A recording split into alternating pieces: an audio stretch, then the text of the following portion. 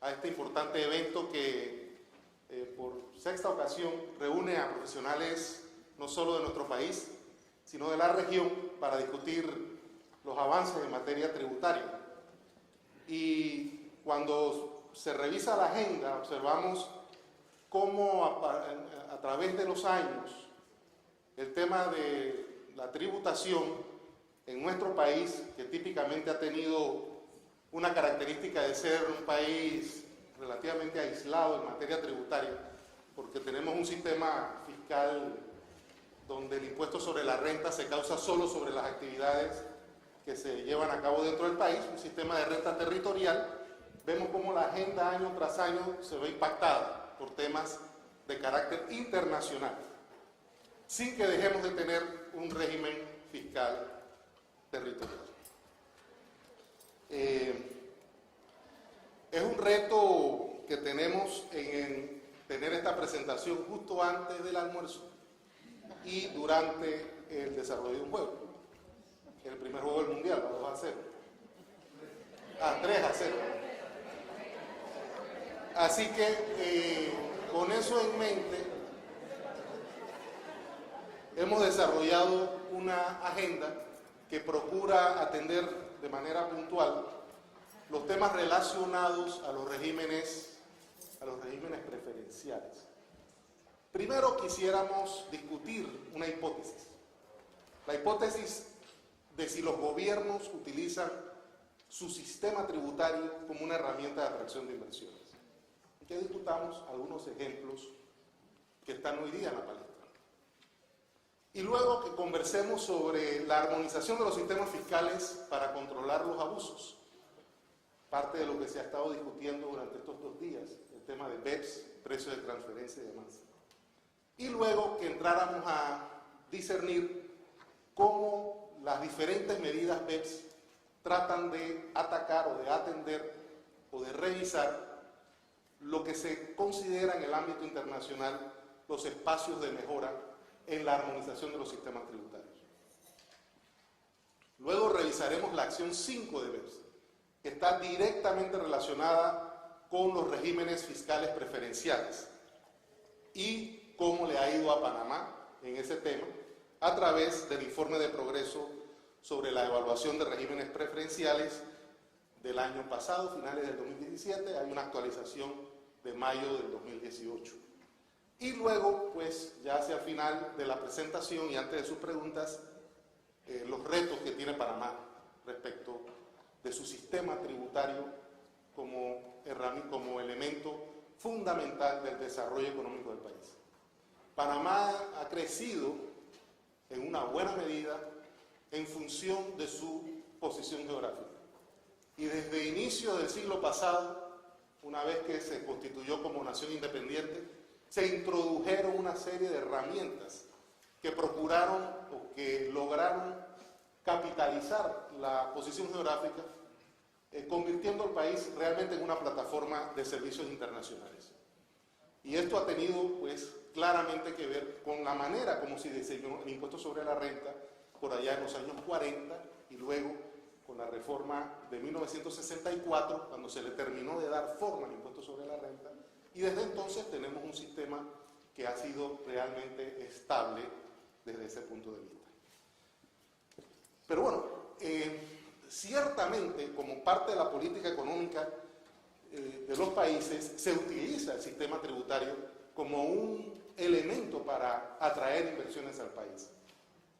Por ejemplo, veamos el caso de los Estados Unidos, que recientemente aprobó una sustancial reforma fiscal, según los entendidos, la más importante de los últimos 30 años. Y esta reforma empieza por establecer una reducción de la tasa del impuesto sobre la renta, que tendía a ser por allá por los 35-37%, a una tasa de 21%, una tasa fija de 21%. Toma en cuenta la deducción en el primer año de la depreciación para nuevas inversiones a empresas que están operando en su país. Toma en cuenta también un régimen de exención fiscal y un impuesto especial para la repatriación de utilidades que fueron generadas fuera de los Estados Unidos en el momento en que es incorporada a la economía norteamericana, como un incentivo a que los inversionistas del país regresen esas utilidades y contribuyan al desarrollo económico del país. Y como ese, pues hay un sinnúmero de temas, ¿no? Y uno dice, bueno, ciertamente aquí se está utilizando el sistema tributario de los Estados Unidos para impulsar el crecimiento económico de ese país, la economía más grande del mundo. Hay otro caso que viene a punto y tiene que ver con el Brexit. Ustedes recuerdan que en el año 2016 el Reino Unido tomó la decisión, por un estrecho margen, de retirarse de la Unión Europea desde el punto de vista económico. Y eso, pues, tiene unas consecuencias importantes. Es un proceso que está en negociación en este momento. Sin embargo, en julio del 2016, ya el ministro de Finanzas británico decía, bueno, vamos a tener que revisar nuestro sistema tributario para evitar que se nos vayan las inversiones del Reino Unido a Europa, ¿no? A la Unión Europea. Vamos a ver si reducimos la tasa de impuestos a 15% del impuesto sobre la renta. Otra herramienta de utilización del sistema fiscal como una medida de política económica. Es decir, en donde los impuestos no son solo para financiar las actividades, digamos, comunes que tiene el Estado, sino también como una herramienta de política económica. Y en ese mismo tema del Brexit, el caso francés es sumamente interesante. Francia, un país con el que Panamá, la República de Panamá, tiene una relación larguísima de altas y bajas, pero de mucha cooperación, pero donde ciertamente en los últimos años ha habido algo de desaveniencia, ¿no? Particularmente en el tema de intercambio de información, etc. Con quien tenemos un tratado para evitar la doble tributación y, como nos dijo la licenciada Chiri hace un rato, ellos no están pensando modificar nuestro convenio de una manera multilateral, ¿no? De hecho, Francia es uno de los países que quisiera sentarse con Panamá a volver a revisar su convenio. Sin embargo, Francia, el presidente de Francia, señor Macron, da estas declaraciones, estas sí son más recientes, finales del 2017, donde dice, bueno, vamos a atraer a los banqueros que huyan de Londres mediante la disminución de impuestos para las personas. Otro ejemplo claro en donde el país utiliza su sistema tributario para atraer inversiones. Eso nos lleva entonces a la discusión de que en realidad existe pues posiblemente un desbalance entre lo que es la globalización, ¿verdad?, que es un fenómeno del siglo XX y que es cada vez más vertiginoso. Ya tenemos empresas que tienen un origen en un país, pero donde realmente sus actividades es muy difícil decir dónde están, porque realmente son globales. Donde el contribuyente es realmente móvil, la empresa y el lugar en donde se determina que tiene sus utilidades es realmente móvil. Por lo tanto, en la medida en que las normas de carácter tributario no avanzan al mismo ritmo, es posible que exista ese desbalance, en donde las empresas multinacionales, con el ánimo de maximizar el beneficio para sus accionistas, tal vez en algunos casos dejando de lado la importancia que tiene de contribuir con los fiscos de los países en donde operan. En algunos casos eso puede ocurrir. Y se genera este concepto de arbitraje fiscal, donde las corporaciones determinan dónde dejan las utilidades, donde sean grabadas con un menor impacto, utilizando los regímenes legales de cada país. Pues definitivamente puede haber un desbalance en ese sentido, en cuanto a la responsabilidad colectiva, la transparencia, etc.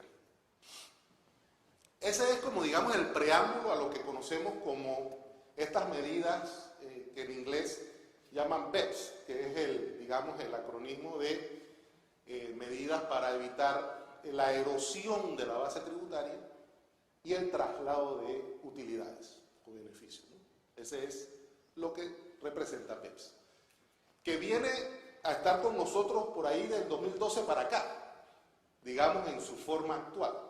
Sin embargo, es un tema que viene desde finales del siglo pasado, con aquel reporte del año 98 de la OCDE, en donde proponía al mundo este tema de los regímenes fiscales perjudiciales, nocivos. La palabra en inglés es harmful, hay varias acepciones, y que era un problema global. Ese era el título del proyecto, que dio lugar a que en el año 2000 la OCDE elaborara una lista de lo que consideraban eran, entre comillas, paraísos fiscales. Esto, pues, aquí en Panamá ya siempre ha sido un tema de altas y bajas porque por la utilización del concepto de la palabra paraíso con una connotación que trata de ser negativa, pero bueno, esa es la realidad y el concepto que se ha utilizado. Panamá forma parte de la discusión de la transparencia fiscal desde el año 2002. De hecho, la República de Panamá manifestó su interés en negociar convenios de intercambio de información en el 2002, cuando existiera un terreno parejo, cuando existiera igualdad de condiciones, en cuanto al tratamiento que algunos centros financieros tenían, más favorable que el que le daban a otros centros financieros por parte de las principales economías del mundo. En el año 2008-2009, Panamá inicia entonces este proceso de negociación de convenios para evitar la doble, con el ánimo de intercambiar información. Panamá escoge la ruta de los tratados para evitar la doble tributación. Ustedes recordarán que en aquella época se hablaba, después que el país tenga 12 convenios firmados, pues sale de la lista de paraísos fiscales, etc. Ya cuando Panamá está en ese proceso, dice, bueno, ¿sabes que no son 12? Son con países relevantes.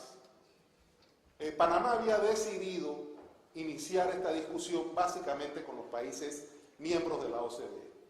Y en esa época se le envió invitación a todos los países miembros de la OCDE para iniciar negociaciones de un convenio que evite la doble tributación e incluya una cláusula de intercambio de información. Es por eso que Panamá tiene en este momento 17 convenios ya aprobados. Sin embargo, en el 2012, los líderes del G20 le solicitan a la OCDE que inicie la discusión de medidas específicas para tratar de contrarrestar este tema de la erosión de la base fiscal. 2012-2008, ustedes recuerdan que tuvimos la crisis económica más severa durante esos años. ¿Y dónde se percibió mucho más fuerte esa crisis? Precisamente en los países más desarrollados, que vieron afectados sus ingresos y utilizan o identifican este tema de la contribución de sus grandes corporaciones a sus propios fiscos como uno de los posibles elementos que había que revisar. Por lo tanto, el G20 le solicita en el 2012 a la OCDE que desarrolle estas políticas. En el 2013, los líderes del G20 aprueban el plan de acción de BEPS. Fíjense que miembros de la OCDE son más de 30, ¿no? Incluyendo a nuestra vecina Colombia, que recientemente se ha dicho pues, que está próxima a ingresar a la OCDE. Costa Rica es otro de los países que tiene aspiraciones, Argentina, ¿no? Es decir, que no podemos negar la importancia y la relevancia que ha tenido este tema. Y el hecho de que la OCDE ha cumplido todas sus fechas límites en este tema de BEPS y de intercambio de información y transparencia fiscal, que pareciera no terminar, ¿no? Ustedes vieron la presentación previa, cómo está totalmente vinculada a esto que vamos a comentar, porque a través de este instrumento multilateral se pretende modificar casi que por rebote los tratados que bilateralmente se han firmado. Ya en el 2017 y un poco antes, inicia entonces un proceso de revisión de la implementación de algo que llamamos el marco inclusivo de BEPS, que son ya medidas mucho más específicas. Las medidas BEPS posiblemente las podemos separar en tres grandes áreas. Aquellas relacionadas con la coherencia de los sistemas fiscales, en cómo operan los sistemas fiscales de manera integrada. En cuanto a la sustancia, hay un concepto que, digamos, pulula en toda la tributación internacional, y es que los impuestos deberían pagarse en el país en donde se están dando las actividades sustanciales. Y eso, en términos, digamos, laicos, significa dónde está la gente, básicamente. Eso es un elemento fundamental. ¿Dónde están las personas que llevan a cabo las actividades? Más que dónde está el contrato que me da derecho a cobrar regalías, por ejemplo.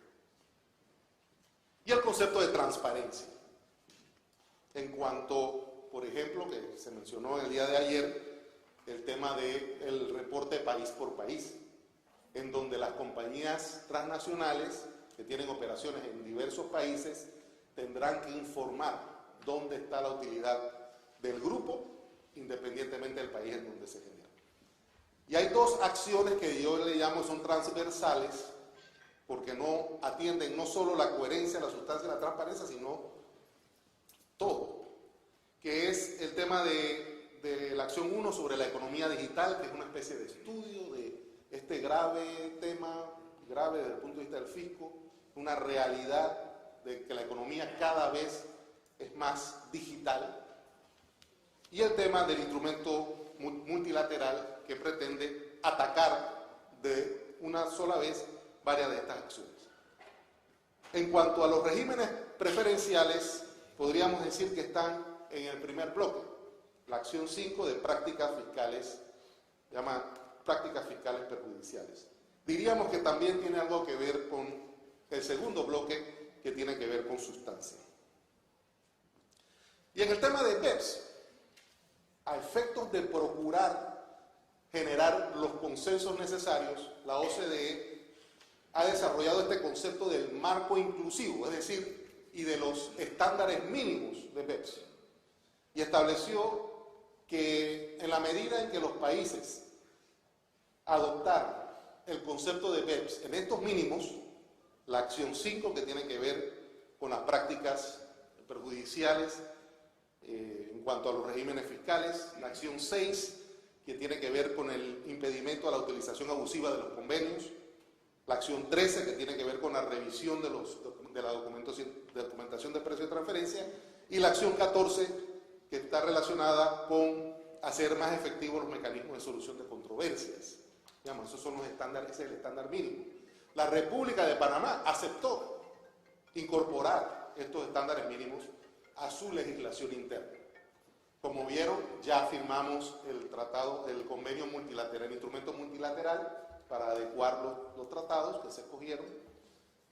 Se ha introducido legislación a través de la resolución 201-0354 del 2016, que establece los lineamientos para la solicitud del certificado de residencia fiscal, esperando o buscando que haya sustancia económica en la entidad que solicita el certificado de residencia fiscal. No basta la incorporación en Panamá para que la empresa tenga derecho al certificado de residencia fiscal, sino que tiene que haber un nivel de actividad económica en nuestro país.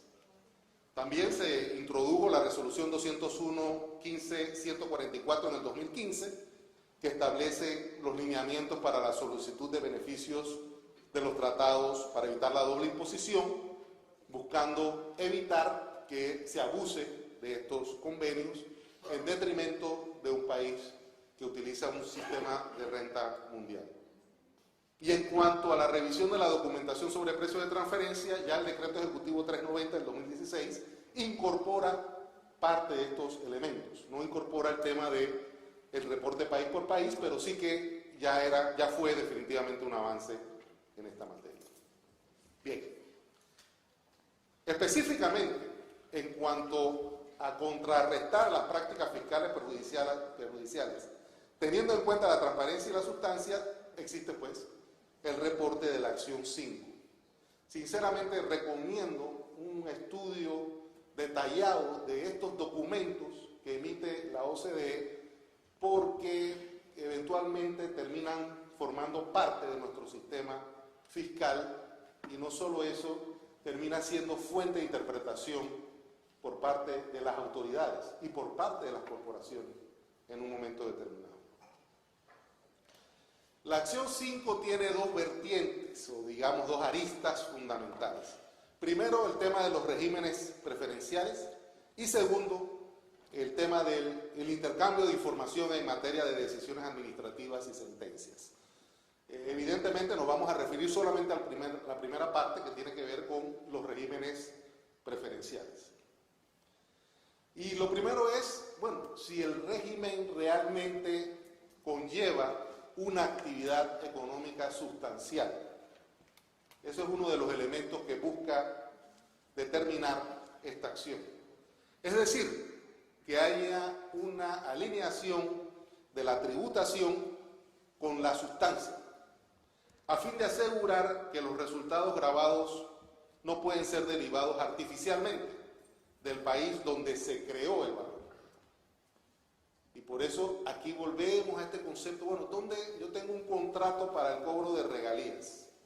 Bueno, pero ¿dónde se genera el valor de ese activo? Si en el país en donde tengo registrada la marca, no tengo ni personas, no tengo quien siga adelante promoviendo la marca, etcétera, esas personas están en otra parte, ¿no? Bueno, la acción 5 dice, bueno, habría que revisar si ese régimen de propiedad intelectual realmente es perjudicial o no. Y lo otro, la aplicación de normas sobre actividad sustancial y transparencia en diversos regímenes preferenciales. Por lo tanto, hay, digamos, tres niveles. Es una especie de tamiz de tres niveles. El primero es definir si el régimen está dentro del alcance de las siglas FHTP, el foro que se ha creado también para revisar este tema de las prácticas fiscales perjudiciales. Primero es definir si es parte del alcance y luego revisar si el régimen es potencialmente perjudicial. Si es potencialmente perjudicial, y ahorita vamos a ver cómo pasan por una especie de árbol de decisión para definir si un régimen es perjudicial o potencialmente perjudicial. Si es, digamos, potencialmente perjudicial, habría que revisar si es efectivamente perjudicial de acuerdo a los resultados económicos que el régimen contempla. La primera pregunta es que si el régimen aplicable a los impuestos por actividades empresariales son movibles geográficamente.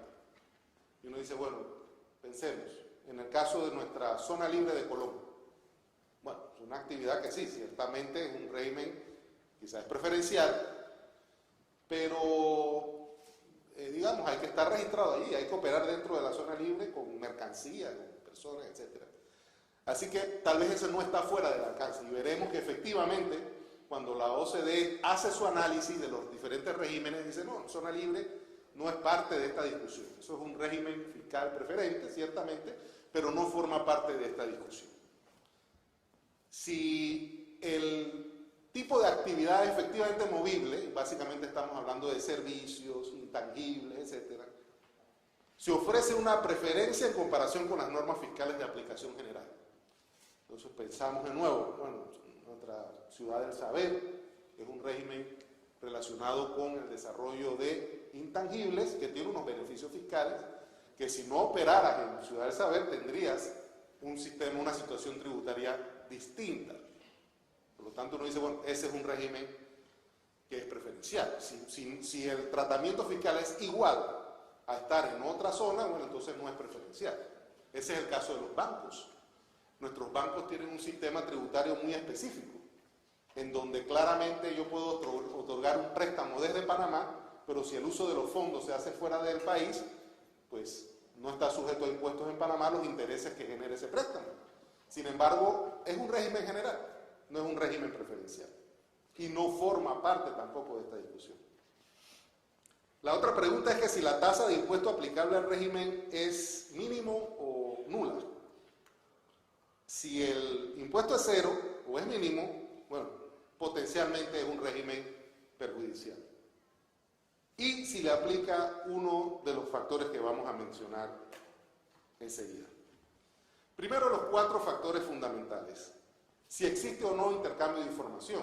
De Panamá ha suscrito tratados de intercambio de información con los 17 países, con una serie de países en donde tenemos convenios solo para intercambiar información, y hemos suscrito el instrumento multilateral de asistencia mutua entre autoridades tributarias, es decir, que no es un tema. Si hay baja o nula tributación bajo el régimen, ahí sí, definitivamente tenemos varios regímenes en donde no hay impuestos sobre la renta, sobre las actividades que ocurren dentro de ese régimen. Si hay falta de transparencia, a nuestro parecer, todos nuestros regímenes fiscales especiales requieren de autorización gubernamental y están sujetos a supervisión no solo por parte de las autoridades tributarias, sino también por las normas relativas al lavado de activos, a las normas antilavado de activos. Yo no creo que el tema de falta de transparencia sea un elemento. Y el otro, si el régimen está delimitado, que es la traducción de ring fencing, ¿no? De cuando un régimen que está aplicable solamente a un grupo de empresas con unas ciertas características. Bueno, efectivamente ahí sí tenemos algunos casos. Y además que se cumplan algunos de estos otros factores, que hay una definición artificial de la base gravable, eso no ocurre en nuestro país, que no apliquen principios internacionales de precio de transferencia. Bueno, ahí sí, tal vez, si vemos una compañía que opera en Panamá Pacífico, que tiene relación con una compañía que opera fuera de Panamá Pacífico, esas transacciones entre partes relacionadas hoy día no están sujetas a precios de transferencia, y ya uno puede entonces empezar a intuir por dónde pueden venir los cambios, ¿no? Realmente el gobierno ha sido bastante hermético en discutir o en por lo menos promulgar o en informar o que se discuta ampliamente cuáles son los cambios. Yo creo que todavía esto es algo que está en proceso. Yo creo que es positivo que sabemos que están estudiando los cambios, todavía no en su momento supongo que eso saldrá para discusión pública. Tasa de impuesto o base imponible sujeta a negociación. ¿Quién negocia su propia tasa? Bueno, nosotros en Panamá tenemos en nuestro régimen de sede de empresa multinacional una norma que le permite a la empresa que, aunque el régimen establece 0 impuestos, la empresa puede acercarse a la Dirección de Ingresos y negociar un acuerdo para pagar un nivel de impuesto distinto. La existencia de normas de opacidad, o en inglés le llaman secrecy rules, que traduje como normas de opacidad, no creo que nos aplica. El acceso a una amplia red de tratados fiscales, la palabra amplia es relativa, sin embargo los países con los que Panamá tiene tratados son solo 17, algunos de esos países son importantes inversores en nuestro país, como el caso de España, de Francia, de Holanda. Que el régimen es promovido como un vehículo de minimización tributaria, es otro de los elementos, o que el régimen favorece operaciones o acuerdos que tienen puramente una motivación fiscal y no considera actividades sustanciales. Ese pues es un elemento que puede ser en un momento determinado subjetivo, pero pues que es uno de los que hay que tomar en cuenta. Y ciertamente hay una interacción entre estos factores de evaluación. Un régimen es considerado perjudicial o potencialmente perjudicial si implica un criterio de nula o baja tributación y si alguno de los otros factores entra en juego, tomando en cuenta siempre los cuatro principales factores. En síntesis, decimos, bueno, ok, Panamá se ha sometido a este análisis por parte de la OCDE y uno de los distinguidos participantes de este congreso preguntaba a la expositora anterior, oye, ¿hasta cuándo? ¿No? Porque ciertamente Panamá en este proceso ha ido haciendo modificaciones a su legislación interna, desde la virtual eliminación de las acciones al portador en las sociedades anónimas, la inmovilización de las acciones al portador, la introducción de obligaciones de mantener contabilidad de las empresas registradas en Panamá, pero que no tienen operaciones aquí. Eso es un cambio sustancial en en nuestra manera de competir en el ámbito global. Y ciertamente hemos perdido algo de nuestra diferencia comparativa, especialmente si vemos nuestro sistema fiscal con otros, por ejemplo en los Estados Unidos, algunos estados de la Unión Americana tienen algunos regímenes similares a los que tenía Panamá y no ha tenido que incorporarse a estos cambios. Eso ciertamente, eso es una realidad, ¿no? No es siquiera una opinión, eso es simplemente una descripción de lo que hemos vivido en estos años. Panamá ha optado, yo creo que de una manera, correcta, porque nuestro país no se puede, nuestro país vive de la inversión extranjera directa. Las actividades internacionales forman parte integral de nuestra economía, desde las actividades asociadas al Canal de Panamá, de nuestro sistema bancario, de nuestro sistema de puertos. Es decir, necesitamos la inversión directa en nuestro país. Y la inversión normalmente proviene de los países que son exportadores de capital. Panamá es un importador neto de capital. En la medida en que todas estas normas, de que estos principios van tomando y ganando mayor terreno, creo que es conveniente y adecuado que Panamá procure seguir compitiendo y seguir manteniendo su beligerancia en el concierto de naciones, prestando servicios con las reglas que están en el momento. A finales del 2017 se produjo por parte de este foro sobre prácticas, sobre regímenes preferenciales perniciosos, un avance, ¿no? Un reporte de avance, en donde se incluye a Panamá dentro de un sinnúmero de países cuyos regímenes fiscales están siendo revisados. Ninguno de los regímenes fiscales revisados para Panamá, el informe indica que ellos recomiendan que se elimine, lo cual yo creo que es tremendamente positivo. Por ejemplo, en el capítulo de propiedad intelectual hablan de ciudad del saber y reconocen que se están haciendo cambios a ese régimen. Supongo yo, y esto ya sí es mera especulación, que habrá que revisar el tema de precios de transferencia cuando son transacciones con empresas que operan en esos regímenes. El concepto de sedes empresariales, nosotros tenemos nuestras reglas CEN, habría que revisar qué cambios le van a hacer. Sabemos que están analizando si incorporarle una tasa de impuestos, creo que es algo de lo que están conversando, así como los temas relacionados con precios de transferencia.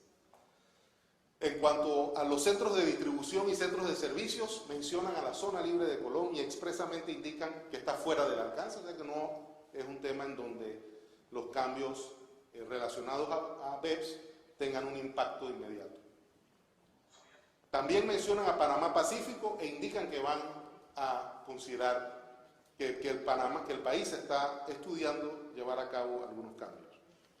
Y en los regímenes marítimos, un área tan importante para nuestro país, se considera que, aunque consideran que es un régimen preferencial, no piensan que es un régimen perjudicial y también queda fuera de la discusión. Por lo tanto, podríamos resumirlo en tres áreas: Ciudad del Saber, las compañías CEN y Panamá Pacífico, en donde podríamos esperar algunos cambios próximamente sobre esta materia. Este es un listado de temas que fue publicado tan pronto como el 9 de mayo del 2018, o sea que creo que es bastante actual.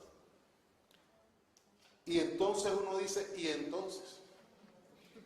¿Qué hacemos?